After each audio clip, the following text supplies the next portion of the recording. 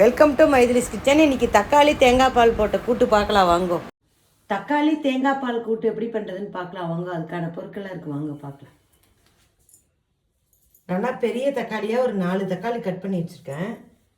வெங்காயம் 4 நறுக்கி வச்சுருக்கேன் நீளமாக. ஒரு துண்டு இஞ்சி நறுக்கி வச்சுருக்கேன். ஒரு பச்சை மிளகாய் கீறி வச்சுருக்கேன். ஒரு தேங்காய் மூடி பால் எடுத்து வச்சுருக்கேன். 1/2 டீஸ்பூன் கடுகு, உளுத்தப்பருப்பு, கடலைப்பருப்பு வச்சுருக்கேன். 2 வரமிளகாய் வச்சுருக்கேன். கருவேப்பிலை வச்சுருக்கேன். மஞ்சப்பொடி 1 டீஸ்பூனு, பெருங்காயம் தேவையான அளவு, 1 ஸ்பூன் வரமிளகாய் பொடி, உப்பு தேவையான அளவு, எண்ணெய். இப்போ எப்படி பண்ணுறதுன்னு பார்க்கலாம் வாங்க. இப்போ எண்ணெய் ஊற்றுறேன். இலுப்பச்சட்டி நல்லா சூடாகிருக்கு. நல்லா 2 ஸ்பூன் தாராளமாகவே ஊற்றுறேன், அப்போ தான் நல்லாயிருக்கும். கடுகு, உளுத்தம்பருப்பு போடுறேன். இப்போ வரமிளகாய் போடுறேன். கடுகு வெடிக்கிறது, வரமிளகாய் போடுறேன். இப்போ ஒரு பச்சை மிளகாய், வெங்காயம் போடும். கொஞ்சம் விளக்கிட்டு அப்புறமா எல்லாமே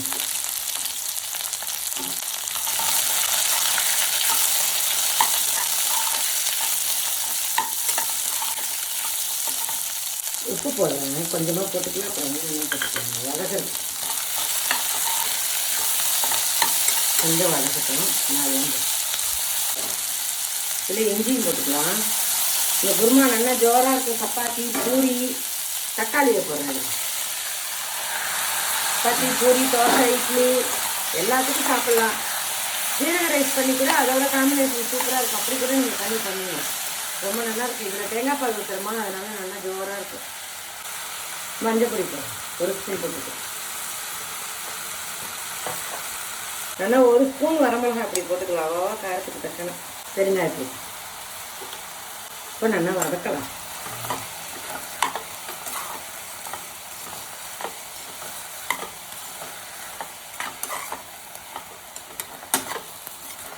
ஒரு 2 நிமிஷம் மூடி வைக்கலாம். நல்லா வதக்கட்டும். அதுக்கப்புறம் நம்ம தேங்காய் பால் மூடி வைக்கலாம். பாருங்க, திறந்து பார்க்கலாம். நல்லா சுருளை வதக்கி வைக்கலாம்.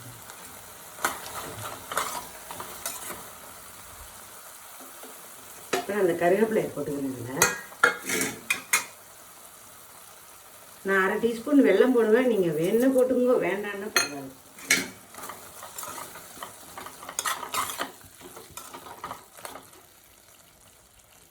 இப்போ இதில் தேங்காய் பால் ஊற்றிக்கிறேன். நல்லா வதக்கின வெட்டி தான் நம்ம ஊற்றணும். ஒரு கொதி வாங்கி ஆஃப் பண்ணிடணும். தேங்காய் பால் ஊற்றி கொதிக்க விடக்கூடாது. நான் 1/2 டம்ளர் ஜலம், கொஞ்சோண்டு ஜலம் அலம்பி ஊற்று. இது நல்லா ஜோராக இருக்கும். எல்லோரும் பண்ணி பார்த்துட்டு சொல்லுங்க, சூப்பராக இருக்குது. நீங்கள் பூண்டு வேணால் பூண்டு போட்டுக்கலாம், விருப்பம் தான் அது. ஒரு கொதி வரட்டும், அப்புறம் இறக்கலாம். இப்போ கொதி வருது பாருங்க. 1 ஸ்பூன் நெய் ஊற்றுறேன் மேலே. அப்போ தான் கொஞ்சம் நல்லா ஜோராக இருக்கும். இப்போ கொத்தமல்லி போட்டுடலாம். இது ஒரு கொதி தான் நீங்கள் வாங்கணும். இதை கொதிக்கவே விட வேணாம். நல்லா வதக்கிடுது நம்ம. அதனால் லேசாக ஒரு கொதி வாங்கினா போதும். பாருங்க, சூப்பராக ரெடியாக எடுத்து பாருங்க. இங்கே பாருங்க, தக்காளி கூட்டுன்னு சொல்லலாம், குருமாவும் உங்களுக்கு எப்படி வேணுமோ சொல்லிக்கலாம். நல்லா இருக்கும். இது பண்ணி பார்த்துட்டு எல்லோரும் கமெண்ட்டில் சொல்லுங்கள் எப்படி இருக்குன்னு.